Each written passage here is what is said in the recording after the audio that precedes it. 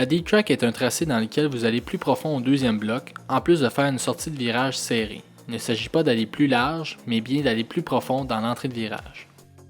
La deep track permet principalement de créer un changement de vitesse et de modifier la distance entre vous et vos compétiteurs. Par exemple, vous pouvez l'utiliser pour empêcher un adversaire de vous dépasser en le rapprochant de vous. Elle permet aussi de dépasser un patineur en créant une distance entre vous.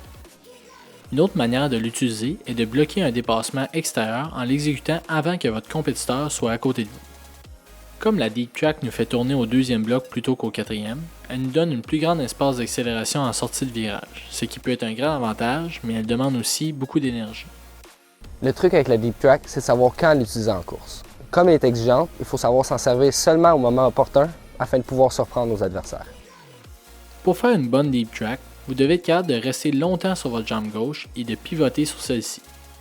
Un bon exercice pour pratiquer cela est de faire des virages serrés à l'intérieur des blocs pour ainsi vous obliger à tourner sur votre lame gauche. Pour cet exercice, assurez-vous de passer le plus de temps possible sur votre gauche et de vous asseoir dessus.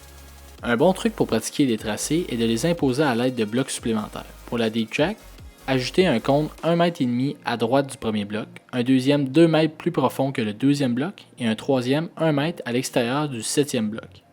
Vous devez alors passer dans l'ordre à l'intérieur, à l'extérieur et à l'intérieur des blocs. Ces valeurs servent seulement de référence. Il est bon de varier ces mesures pour pratiquer différentes variantes de la deep track. Par exemple, vous pouvez placer le deuxième bloc à 2,5 m pour un tracé plus accentué. Alors quand je fais une deep track, j'essaie de ne pas rentrer trop large en entrée de virage car j'enlève l'effet de surprise et j'ouvre la porte à des dépassements de dernière minute. Aussi, j'essaie de ne pas rentrer trop profond car le patineur derrière moi pourrait prendre ma position. Donc avec l'expérience, on comprend à quelle amplitude on peut faire le deep track selon la situation. Un exercice super simple que vous pouvez faire durant vos pauses est de rester longtemps sur votre gauche en réalisant des croisés autour du cercle au milieu de la glace.